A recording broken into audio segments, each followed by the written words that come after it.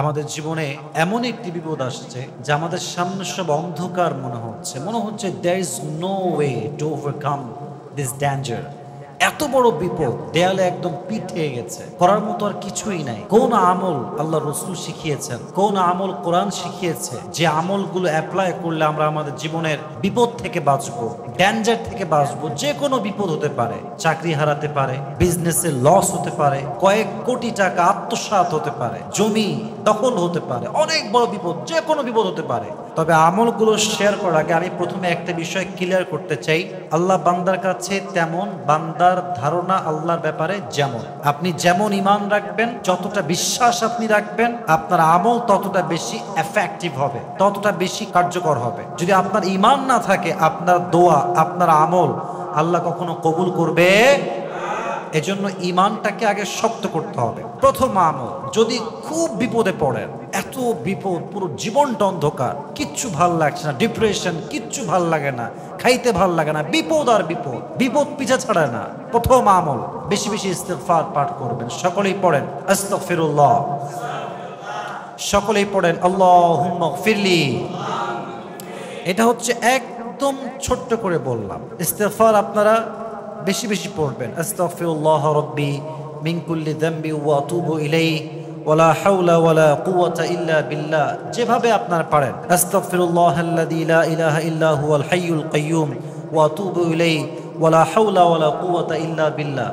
বড় হোক, ছোট হোক, লম্বা হোক, শর্ট হোক, বেশি বেশি ইস্তিগফার যে ব্যক্তি পাঠ করবে, আল্লাহর হাবিব বলেছেন, মান লাজিমাল ইস্তিগফার জাআলাল্লাহু লাহু মিন কুল্লি যিকিন মাখরাজা ওয়া মিন কুল্লি হাম্মিন ফারাজা ওয়া রাযাকাহু মিন হাইথু লা ইয়াহতাসিব। যখন প্রত্যেকটা বান্দা, যখন কোনো বান্দা ইস্তিগফার পাঠ করতেই থাকে, আল্লাহ তার বিপদ থেকে এমনভাবে উদ্ধার করে, এমনভাবে রাস্তা বের করে দেয় যে বান্দা মুহূর্তের জন্য সব পেয়ে যায়, সব দূর হয়ে যায়, কিন্তু সে কল্পনাই করতে পারে না। পড়েন সুবহানাল্লাহ। তাহলে বোঝা গেল বেশি বেশি ইস্তিগফার আমরা সকলে পাঠ করবো তো ইনশাআল্লাহ। নাম্বার 1 এইটা। নাম্বার 2, যদি খুব বেশি বিপদ জীবনে আসে, উদ্ধার হওয়ার জন্য বেশি বেশি দুরূদ পাঠ করবেন। একদম শর্টকাট দুরূদ, সকলেই পড়েন সাল্লাল্লাহু আলাইহি ওয়াসাল্লাম। বলেন সবাই একসাথে, বলেন সাল্লাল্লাহু আলাইহি ওয়াসাল্লাম। একদম শর্টকাটের দুরূদ। পারলে আপনি দুরুদ ইব্রাহিম পড়তে পারেন, লম্বা করে পড়বেন, আবার শর্টকাটও পড়তে পারেন। যে ব্যক্তি দুরুদ ইব্রাহিম বেশি বেশি পাঠ করে, তার সমস্ত বিপদকে দূর করে দেয়। একজন আওয়াজ দিয়ে বলেন তো তিনি কে? একজন সাহাবী রাসূল করিম সাল্লাল্লাহু আলাইহি ওয়াসাল্লামকে বলেন, ইয়া হাবিবাল্লাহ, ইয়া রাসূলুল্লাহ, আমি আমার দোয়ার মাঝে আপনার জন্য কতটুকু দোয়া করব? 1 ভাগ, 2 ভাগ, 3 ভাগ, 4 ভাগ বলতেই আছে। কতটুকু করব? 1/3, আরো বেশি, আরো বেশি বলতেই আছে। বলতে বলতে অনেক উপরে গেছে। বলছি, ইয়া রাসূলুল্লাহ, আমি কি এত বেশি করব? আচ্ছা ইয়া রাসূলুল্লাহ, আমি যদি পুরো দোয়াটা শুধু আপনার জন্যই করি তাহলে কি হবে? আল্লাহর হাবিব বললেন, তুমি যদি শুধুমাত্র দুরূদ পড়ো, আমার জন্য দোয়া করো, তোমার এই একটা দোয়া তোমার সমস্ত দোয়াই কবুল করায় নেবে। সুবহানাল্লাহ পড়ার সময়। এর কারণ দেখেন, বোঝার চেষ্টা করেন। মনে করেন আপনার কোনো একজন মানুষের থেকে কাজ আদায় করতে হবে, তার কাছে আপনার কাজটা আটকায় আছে। আপনি যদি তার বাচ্চাকে নিয়ে এসে চকলেট খাওয়ান, আইসক্রিম খাওয়ান, জামা কিনে দেন, ঘুরায় বেড়ান, ভালোবাসেন বাবার সামনে, তাহলে বাবার একটা মনে আপনার জন্য দরদ, ভালোবাসা আসবে কি আসবে না? আসবে। তাহলে বলেন তো, পুরো পৃথিবীতে যত নবী এসেছে, আল্লাহর কাছে সবচাইতে প্রিয় নবী তো আমাদের নবী, ঠিক কিনা বলেন যুবক ভাইরা? মুহাম্মাদুর রাসূলুল্লাহ সাল্লাল্লাহু আলাইহি ওয়াসাল্লাম। তো যখন আমরা দোয়া করছি আল্লাহুম্মা সাল্লি আলা মুহাম্মাদ ওয়া আলা আলি মুহাম্মাদ, আল্লাহ তুমি তোমার নবীর উপরে শান্তি বর্ষিত করো, তার উপরে তুমি সালামত বর্ষিত করো, আমরা নবীর জন্য দোয়া করছি, তার মানে আমরা আল্লাহর বন্ধুর জন্য দোয়া করছি। তো যেখানে আল্লাহর বন্ধুর জন্য দোয়া হচ্ছে, আল্লাহ খুশি হবে কি হবে না? তাহলে আল্লাহ খুশি হলে বান্দাকে সেই জিনিস দান করবে যেটা বান্দা মন থেকে চায়। এই জন্য আমরা ট্রাই করব বেশি বেশি দুরুদের আমল করতে। সকলেই মন খুলে বলেন ইনশাআল্লাহ। 3 নম্বর আমল হচ্ছে বেশি বেশি দোয়া ইউনুস পাঠ করা। লা ইলাহা ইল্লা আনতা সুবহানাকা ইন্নী কুনতু মিনাল যালিমিন।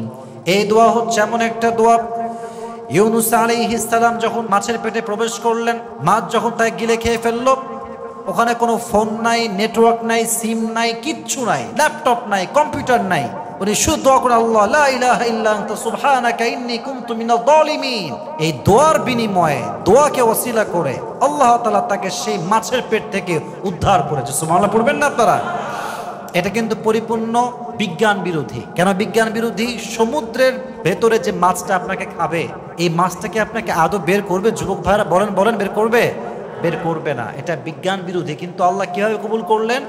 দোয়া, লা ইলাহা ইল্লা আনতা সুবহানাকা ইন্নী কুনতু মিনাজ জালিমিন। এখন আপনি বলতে পারেন, হুজুর এই দোয়া তো শুধু দোয়া ইউনূস উনি পড়েছেন, আমাদের জন্য কেমনে এটা কার্যকর হবে? অবশ্যই হবে, কারণ লাস্ট আয়াত অর্থাৎ আয়াতের শেষাংশে আল্লাহ বলছেন, ওয়া কাযালিকা নুনজিল মুমিনিন, এভাবেই আমি মুক্তি দেই তাদেরকে যাদের মধ্যে ঈমান আছে। তো আমাদের হৃদয়ে আমাদের আল্লাহর জন্য বিশ্বাস আছে না নাই? তাহলে আমরা বেশি বিপদে পড়ে গেলে দোয়া ইউনূস পড়ব, লা ইলাহা ইল্লা আনতা সুবহানাকা ইন্নী কুনতু মিনাজ জালিমিন। এই দোয়াটা বেশি বেশি সকলেই পাঠ করবেন তো ইনশাআল্লাহ। 4 নাম্বার আমল হচ্ছে, সকলেই বেশি বিপদে আসলে, খুব বিপদে পড়লে পড়বেন ইয়া যাল জালালি ওয়াল ইকরাম। পড়েন সবাই, ইয়া যাল জালাল ওয়াল ইকরাম। আল্লাহর হাবিব বলেছেন, যেই বান্দা এই দোয়াটা বিপদের সময় পাঠ করবে, এই দোয়াটাই তার বিপদকে দূর করতে যথেষ্ট হয়ে যাবে। পড়েন সুবহানাল্লাহ।